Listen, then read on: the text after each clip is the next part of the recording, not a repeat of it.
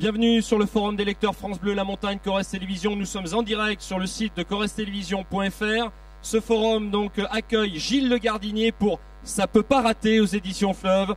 Le débat est animé par Karine Papillot. Merci, bonjour à tous. Bonjour Gilles Le Gardinier. Alors, bonsoir Karine, bonsoir à toutes et à tous. On a le grand plaisir de recevoir un athlète de l'écriture, une idole des lecteurs qui a vendu en quelques livres 2 millions d'exemplaires en France, ce qui est assez exceptionnel. Et vous entretenez un rapport passionnel et cruel avec les chats, si on en croit les 4 couvertures. Gilles Le Gardinier, vous venez de signer pendant 10 heures. Que reste-t-il de vous pour nous ce soir ? Beaucoup, parce qu'en fait c'est fatigant physiquement, mais émotionnellement c'est vraiment un échange que j'aime, et les gens m'apportent autant que ce qu'ils me prennent, si jamais ils me prennent quelque chose, mais voilà. Alors votre œuvre, on le fait rapide pour arriver à Ça peut pas rater. Donc vous êtes traduit dans plus que dans 22 pays, puisqu'il y a 22 traductions de votre travail.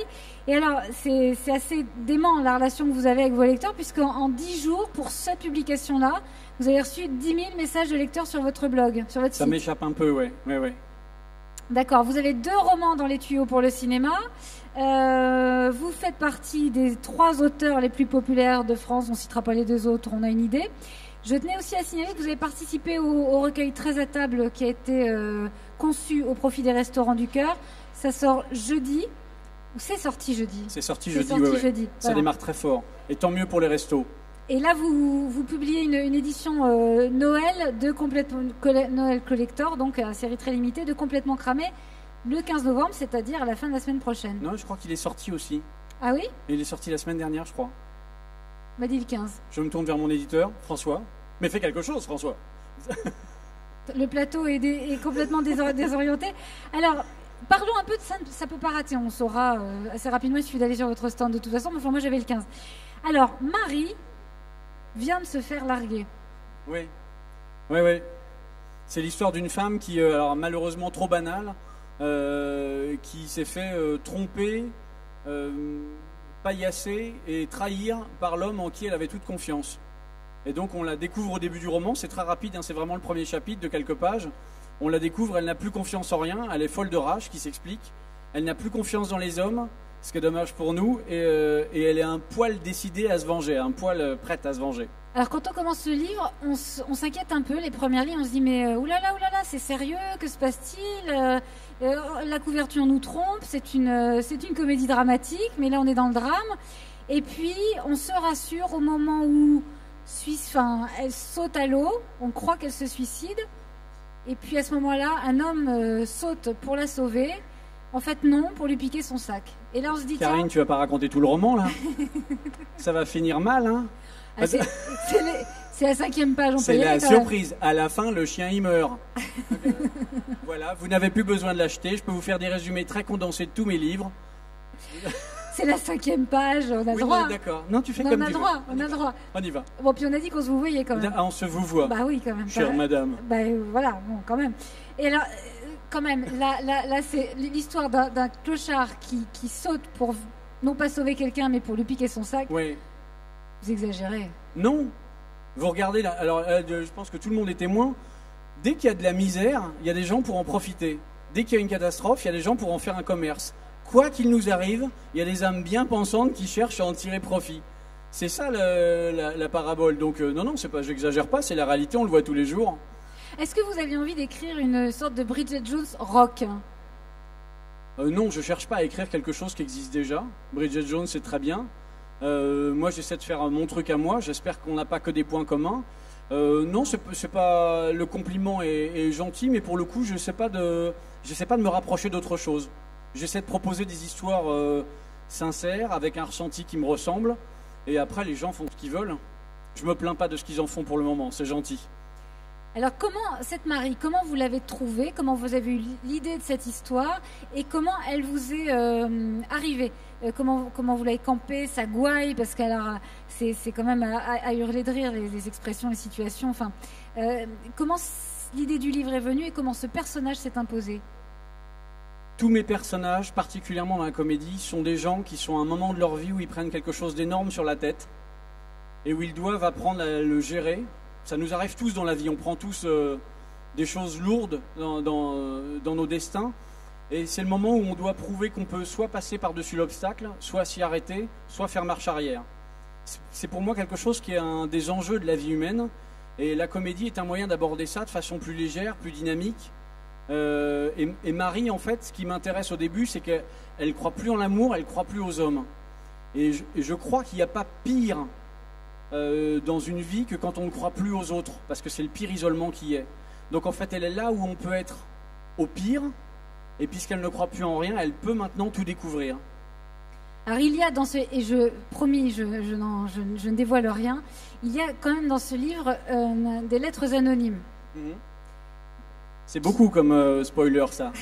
Attention. Alors, qui introduisent une sorte d'inquiétude, parce qu'on a l'habitude, la lettre anonyme est très associée au thriller. Et vous êtes un auteur de thriller. Qu'est-ce que le polar vous a appris en termes de tension narrative? Alors, c'est gentil, hein. Je ne raisonne pas en termes ni de code ni de recette. C'est-à-dire que moi, mes histoires, je les aborde toujours par le sentiment. Donc j'essaie d'abord de créer une tension sentimentale avant une tension dramatique, presque comme dans la vie.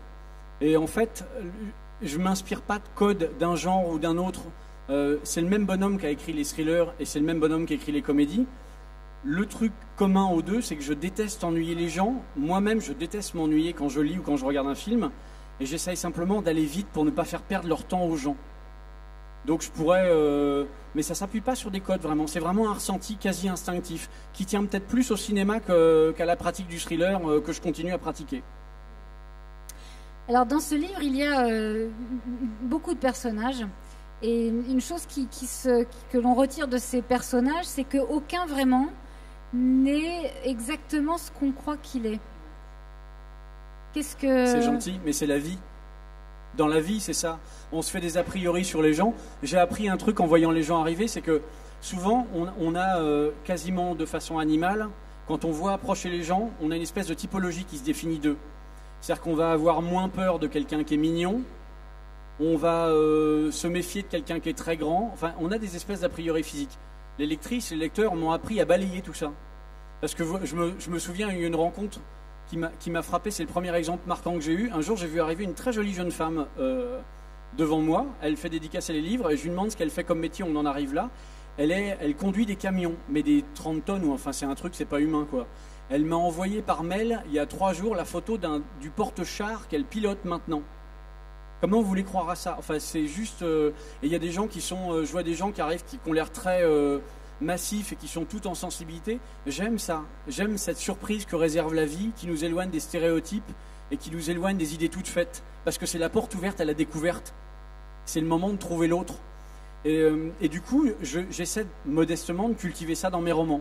J'aime bien balancer des gens sur une image préconçue dans laquelle on a vite fait d'aller vers un cliché, et puis peut-être de les sauver ou pas, ou de les décaler ou pas, comme dans la vie. Qu'est-ce qui vous inspire? Parce que vous semblez être une éponge, vous regardez tout, vous êtes une espèce vous êtes très sensible. Qu'est-ce qui fait que vous passez à l'œuvre comment vous choisissez une histoire? J'ai du mal à lier cette heure. Hein, alors c'est gentil de m'appeler une éponge, appelez-moi Bob, Karine si vous voulez, mais c'est vrai, c'est exactement ça, vous avez complètement raison. Je suis très en empathie avec les gens, parce que la vie m'importe, parce que j'ai toujours été très observateur de ce qui m'entourait. J'ai écouté les femmes, j'écoute mes copains, j'écoute tous les oiseaux, les chiens, les gens, les vieillards. La vie m'intéresse, je trouve qu'il y a les réponses dedans.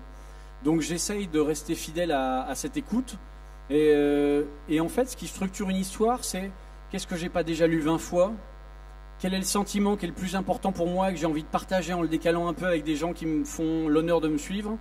Elle est vraiment là, l'approche. Elle est vraiment très affective et très sensitive. Il n'y a pas de construction. Je ne me dis pas, je vais parler de ça, je vais parler de ça. Je ne réagis pas comme ça. Comment avez-vous décidé ou comment êtes-vous arrivé à l'écriture? Comment ça s'est fait? Est-ce que c'est un jour, en prenant un papier, un crayon, vous aviez envie? Comment ça s'est passé, ça? J'ai toujours écrit, mais je ne pensais pas que ça pouvait intéresser les gens. Donc en fait, j'ai mis 40 ans à comprendre le métier que je faisais. C'est-à-dire que j'ai toujours voulu travailler dans le cinéma parce que c'était la première émotion puissante à laquelle j'étais confronté et qu'elle était collective dans le ressenti. Moi, voir une salle de gens qui ressentent tous au même moment, c'est un truc qui me fascine. Et donc, j'ai voulu fabriquer ça. Je me rends compte avec le recul que ce qui m'a toujours intéressé, c'était de fabriquer des émotions qui se partagent.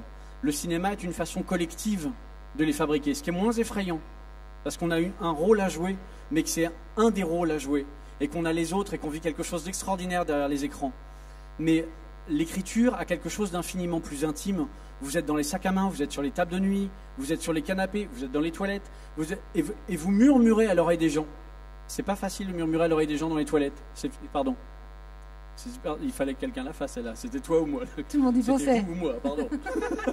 et du coup, il faut vraiment...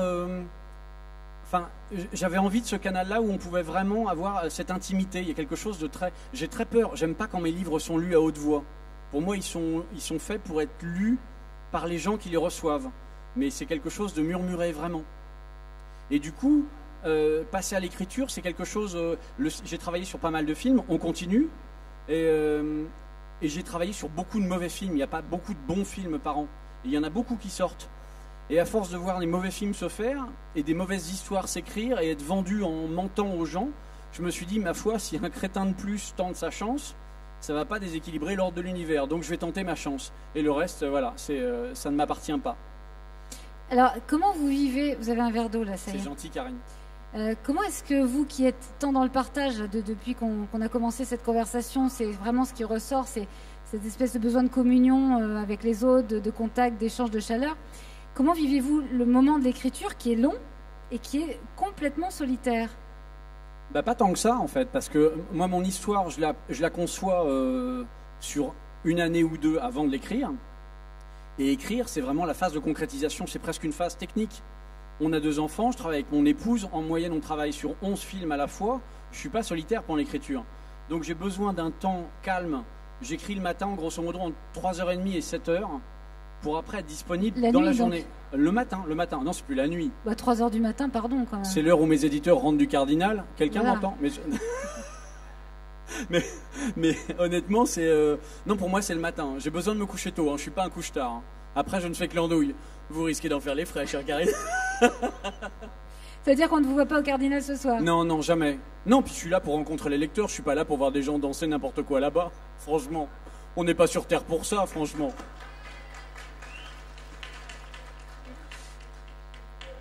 Alors, il y a eu le saut des maîtres, l'exil des anges, nous étions des hommes. Il y a eu un avant, les petits chats. Ouais. Et il y aura un après, les petits chats. Bien sûr. Alors, je vais vous demander de faire l'exercice modianesque. Quel regard portez-vous sur ce que vous avez écrit jusqu'à maintenant?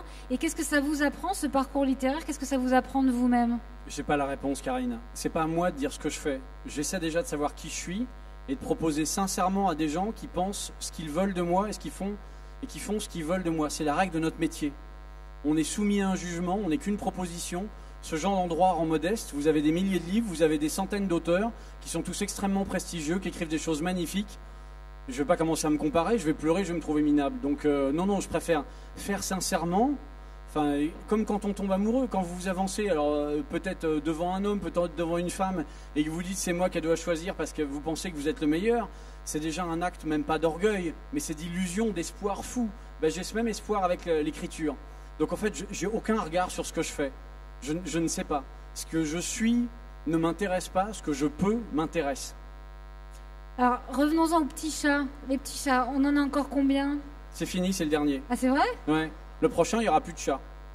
Il y a une dame qui m'a proposé une tortue tout à l'heure, mais non. Non, parce qu'il ne faut pas tirer sur la corde. Ça m'a porté chance. Ça a été une chance pour moi de rencontrer les gens, parce que c'était presque... on va dire un contournement par la droite des codes médiatiques et que je m'en suis bien sorti avec ça, mais je ne veux pas être enfermé ni dans la case de celui qui écrit comme une femme, ni de celui qui a des chats en couverture.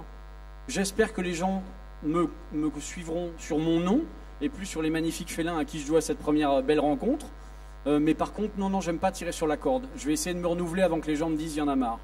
Alors, comme on disait tout à l'heure au début de la rencontre, 10 000 messages en 10 jours sur la publication. Non, c'est pas 10 000 messages en 10 jours, hein, pardon, là je vous corrige. C'est un peu moins de 3 000 en 3 semaines.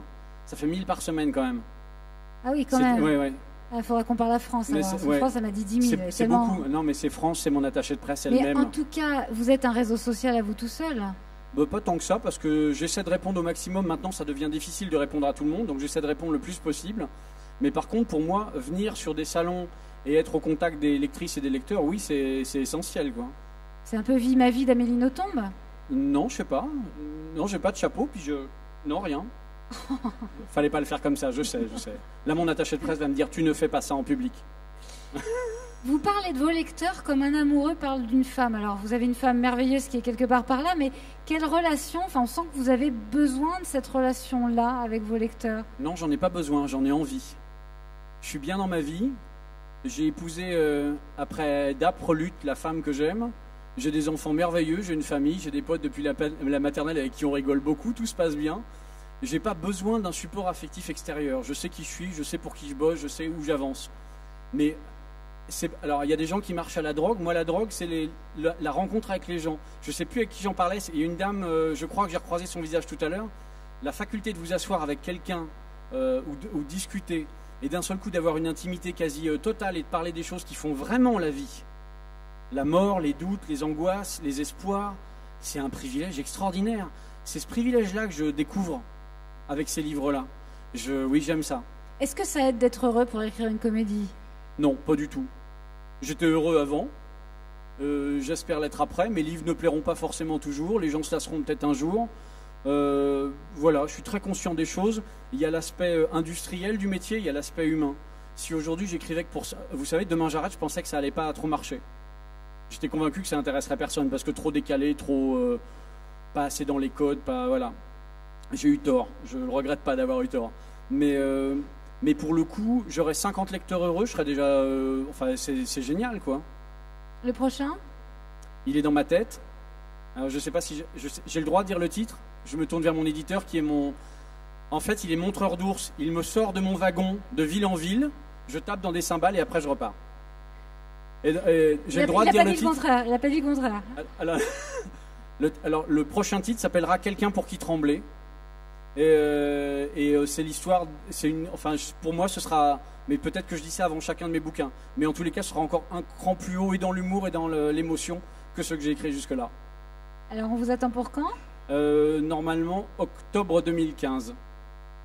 Eh bien rendez-vous en octobre ici, en octobre 2015. Merci avec bonheur, Gilles. Brive m'a porté chance, merci beaucoup. Merci à vous. Merci à tous. Bonne soirée, au revoir.